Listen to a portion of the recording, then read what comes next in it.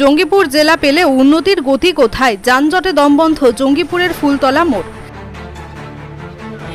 রাস্তাঘাটে অনেক ফুটপাত হয়ে গেছে, রাস্তা বড় করা দরকার সরকার।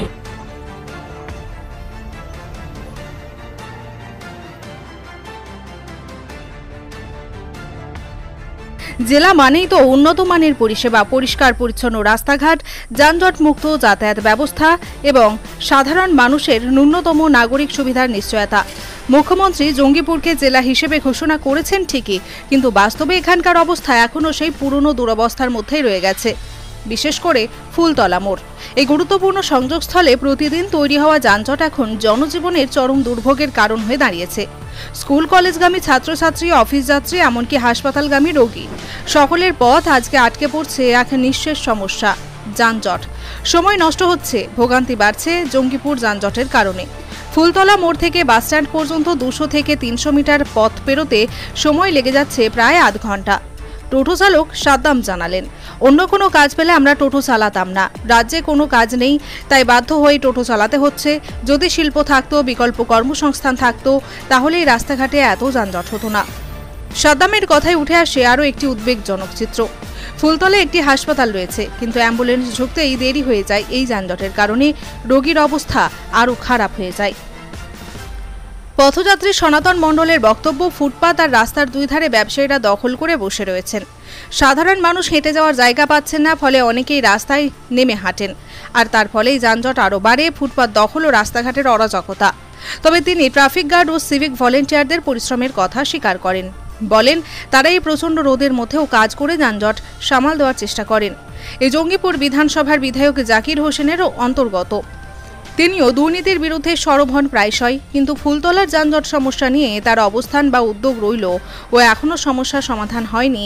কবে মিলবে সমস্যার সমাধান? এলাকার সাংসদ খলিলুর রহমান উন্নয়নের নানা আশ্বাস দিলেও বাস্তব পরিস্থিতি সেই প্রতিশ্রুতিতেই প্রশ্নবিদ্ধ করে। নেতাদের বক্তব্য আরও বাস্তবতা ভিন্ন ছবি। জেলা ভাগ হয়েছে, প্রশাসনিক মানচিত্রে জঙ্গিপুরের নাম যুক্ত হয়েছে, কিন্তু রাস্তা, পরিবহন ও নাগরিক পরিকাঠামো এখনও পুরনো অব্যবস্থার ভিতরই রয়ে গেছে। জেলা ভাগের ঘোষণা হলেও উন্নয়ন এখনও অধরা। উন্নয়নের মানে কি শুধু বক্তৃতা আর ব্যানার, নাকি উন্নয়ন মানে মানুষের দৈনন্দিন সমস্যার বাস্তব সমাধান? সেই প্রশ্ন আজ জঙ্গিপুরবাসীর প্রতিটি মুখে। হ্যাঁ, কামের কারণে পৌঁছাতে পারছি না তাড়াতাড়ি, 10 মিনিটের জায়গায় 8 ঘন্টা লেগে গেছে। হ্যাঁ, তো টোটো অনেক হয়ে গেছে, গরিব মানুষ টোটো চালিয়ে খাবে না তো কী করবে? সেটাকে কোম্পানি আসুক, কাজ লেগে যাবো, তাহলে টোটো গেলা কমবে।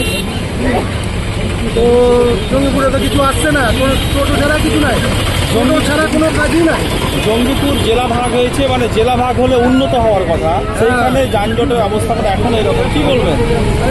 জঙ্গিপুর জেলা ভাগ হয়েছে তো কোনো কোম্পানি তো আসছে না এখানে। যদি কোম্পানি আসে এত টোটো চালক থাকবে না, এত জামও থাকবে না। দেখেন কত জাম, কোনো শিল্প যদি আসে তো টোটো চালকগুলো শিল্পতে কাজে লেগে যাবে, এত জামও হবে না, সরকারের গাড়ি চলাচল ভালো হবে। তাহলে বেকারত্বের কারণে কি টোটো চালক বেশি? হ্যাঁ, বেকারত্বের কারণে টোটো চালক বেশি। হ্যাঁ, কোনো কাজ কাম নাই। স্থানীয় পলিটিক্যাল এদেরকে নিয়ে কি বলবেন? বল পাচ্ছি না, বাইরে গেলে তো বাইরে ওর অবস্থা খারাপ, মারামারি ধরাধরি এরকম হয়। তো সব বাড়িতে রাজমিস্ত্রি যারা কাজ করতো তারাও টোটো কিনে এখন টোটো চালাচ্ছে, রাস্তাঘাটে জাম তো পারবেই।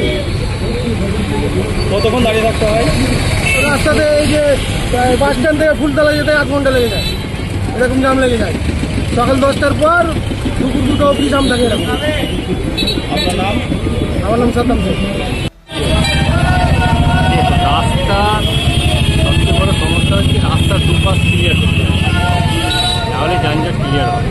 কোনো কিছু বাড়তেই থাকে, রাস্তার দুপাশে বিক্রেতা দাঁড়িয়ে থাকছে, গাড়িওয়ালা লাগিয়ে দাঁড়িয়ে থাকছে, কেউ কিচ্ছু বলছে না, সুতরাং যানজট কমতে পারে। পলিটিক্যাল নেতাদের ভূমিকা নিয়ে কী বলবেন? এখানে দুজন আছে, একজন আছে সাংসদ, একজন আছে বিধায়ক, তাদের ভূমিকা আমার ওই বিষয়গুলো জানলাই। আমি চাইছেনটা কি? চাইছেনটা কি? যানজট মুক্ত চাইছেন? যানজট মুক্ত চাইছি। কতক্ষণ দাঁড়িয়ে থাকতে হয়? দাঁড়াতে হয় মোটামুটি 5 মিনিট 10 মিনিট প্রতিদিন। এই টাইমটা ভীষণ জানি। পুলিশের পুলিশ কিরকম করে কাজ? পুলিশ হচ্ছে জানতেই করি। আমার নাম সনাতন জোড়াই। না না ঠিক আছে, আপনারা প্রতিদিন গাড়ি যানবাহন চালাচ্ছেন। রাস্তা বড় করতে হবে। কিরকম যানজট হয়? প্রচুর ভিড় হয়, মানে প্রচুর। কতক্ষণ দাঁড়াতে হয়? 10 মিনিট 15 আধ ঘন্টা দাঁড়িয়ে থাকতে হয়। জ্যাম বলে এদিকে হাসপাতাল আছে, প্রচুর পেশেন্টের অসুবিধা আছে। হ্যাঁ, যানবাহন কেন জাম লাগছে মনে হচ্ছে?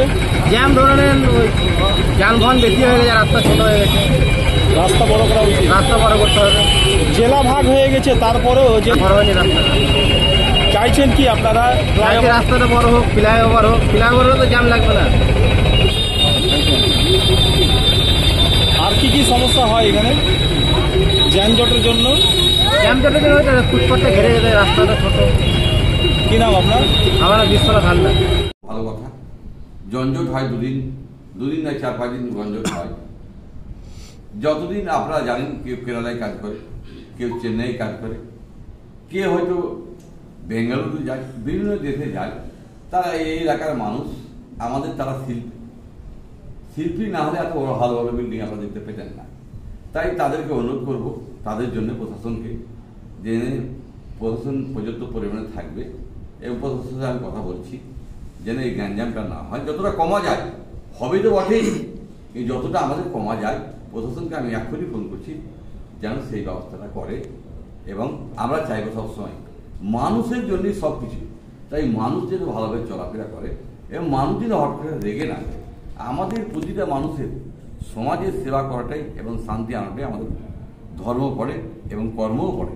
আমরা সবসময় চাইব মানুষের যদি কোনো অসুবিধা না হয়, সেই জন্য চেষ্টা করছি। আপনারা জানেন 4 লাইন স্যাংশন হয়ে আছে, সেই কপিটা আমি দেখাবো, হয়ে আছে। এখন হোক আর 6 মাস পরে হোক আর 8 মাস পর সেটা হচ্ছে, তাহলে আরও গ্যাঞ্জামটা কমবে। আমরা চাই, প্রতিটা মানুষকে অনুরোধ করব, আপনারা ফুটপাতে বেশি করে আপনারা দখল করার চেষ্টা করবেন না, আপনারা একটু দূরে থাকুন, মানুষের যেন সুবিধা হয়।